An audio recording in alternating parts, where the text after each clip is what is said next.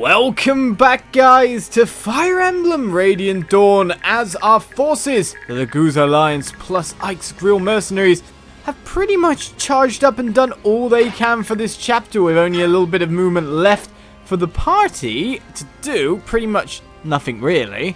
We wait for Titania and Silvano to fight over here, and hope that everything works in our favour in terms of, well, getting the boss experience on one of our members.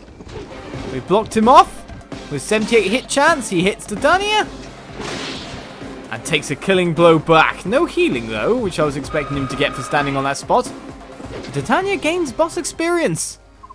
Subhumans, you dare to fight Benyon? There's no hope for you now. This will be your end. Mark my words. Well, we received a crossbow, which maybe that's what Boyd uses instead of bows in this game, thinking about all the enemies we've faced. I do wonder, but as the last enemy troop also falls,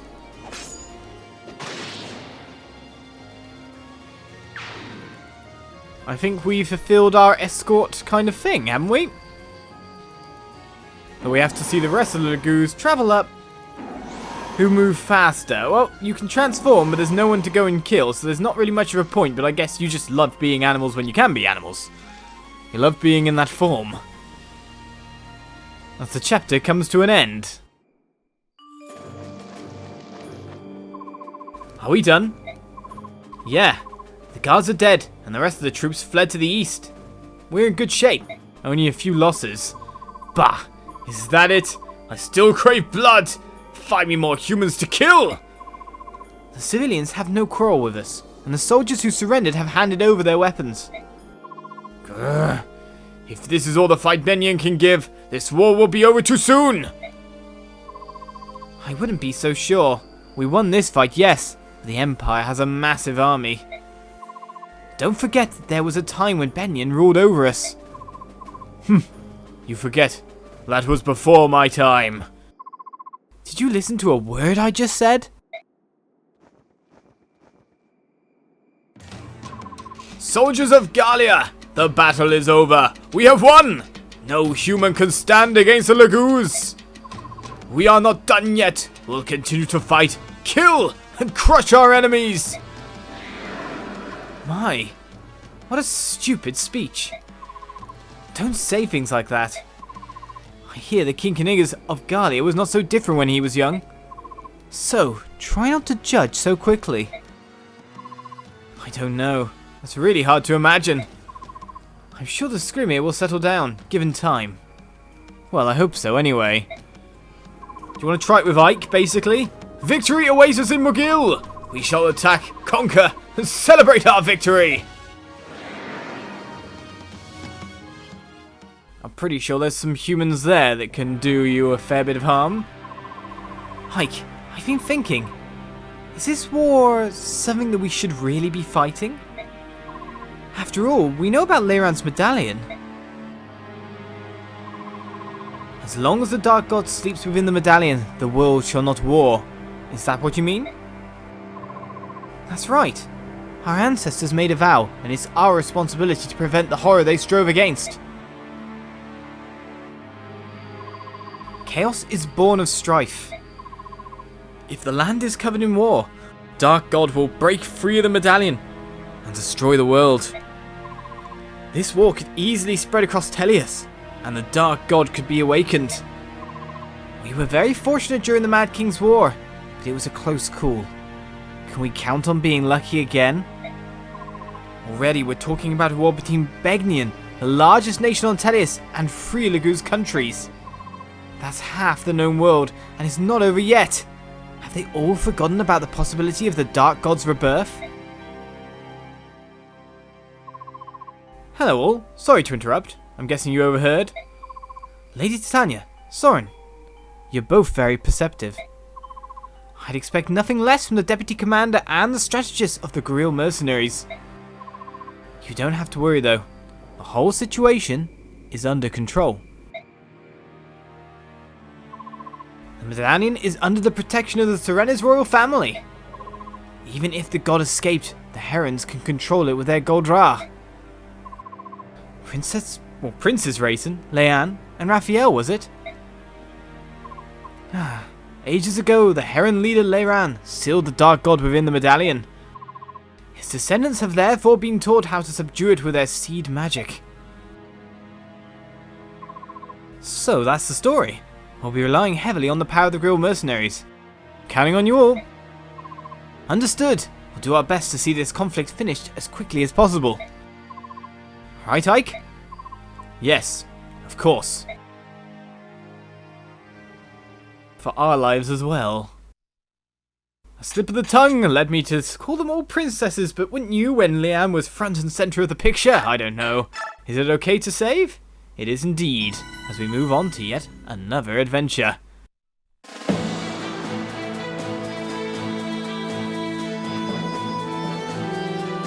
The Laguz alliance sacks Flaguerre with ease and sets off immediately for Mugil. The fortresses of Flaguerre and Mugil are both key to the defense of western Benyan, and have figured for many years in the military plans of Gallia, Crimea, and Dain. The fortress of Mugil is well defended by thick walls and countless blades. However, the Laguz alliance knows that if they are to win this war, Mugil must fall. Ike and his companions march on, though thoughts of the medallion and the dark god entombed within fill their hearts with dread.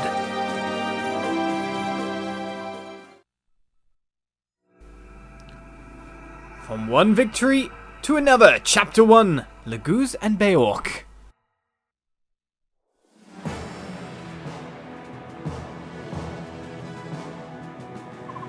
Now, our next target is Mugil. His gate is already sealed, and it looks like they intend to keep it that way. This won't go as easily as our battle in Flaguerre. Beorc are all the same. We will run them down, just as before. Skrimir, please, listen. Just this once. What do you think, Soren? The Flaguerre survivors will have warned Mugil of our advance. Well, that's so obvious. Even you must have anticipated it. You don't have a plan? Do not mock me, Beorc boy. Why should I bother with plans? No soldier would cower behind stone walls after being challenged to a battle. We will issue a challenge, and they will meet it. We have no need for plans. Do you realize how completely absurd you sound? The enemy did not build the fortress so they could stand outside of it. They will not come out of their own accord. But those Beorc cowards, they will hide from us? What do we do? I do not know how to fight cowards. Don't you get it? That's what we're trying to decide. Think, Skrimir. Just try. No, that's your job, Ranulf. You're my second in command. Think of a way for me to use my strength. Anything else is a waste of time. I'll be training outside. Tell me when you have a plan. Wait, Skrimir!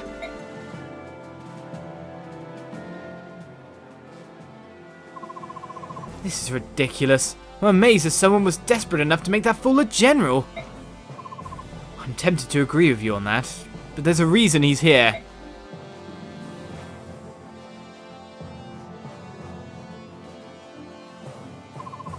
Never in its history has Gallia invaded another country. We don't have any experience or tactics to fall back on for this. On top of that, our general... Well, you've seen it ourselves. Or yourselves. I've seen it ourselves, that's for sure. Skrimir, he doesn't pay attention to details, nor does he strategize. Sadly, it's not just Skrimir. Most Laguz are the same. They're arrogant and stubborn. It doesn't even occur to them that they won't be able to power through the Beorc forever. Why isn't Knigas leading the army? It's not an option. We aren't mobile like the bird tribes. Once we leave our lands, it isn't easy for us to get back. We can't take our king away from his domain. Well, what about Gifka then? There had to be other capable generals in Gallia. Yeah, you'd think General Gifka would lead, but Gifka has other duties to attend to. So really, that just leaves Skrimir. I understand. Laguz choose their leaders based on strength. If Skirmir is to be the next king, this war is the best opportunity for him to learn about strategy. Exactly. Since that's the case, we need all the help we can get. Please, lend us your wisdom. Without your help, this war's outcome is certain. Now, at this point in time, I'd like to butt in because I'm just thinking, can't someone in our ranks duel that king, or, future king, knock some sense into him, make him realize that Beorc have tactics? Tactics can lead to victory? Ike, or even Soren maybe, considering he controls fire, strong against Laguz. You'd think that might be an option. Don't kill, but teach a lesson.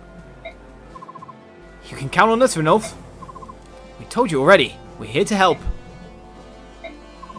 Soren, say something. Well. Looks like your strategist isn't fond of Laguz just yet. Sorry, Ranulf. He's gotten better, but... Soren, Ranulf helped us out. On top of that, he's our client. It's our turn to return the favour, and our job to do it right. Got that?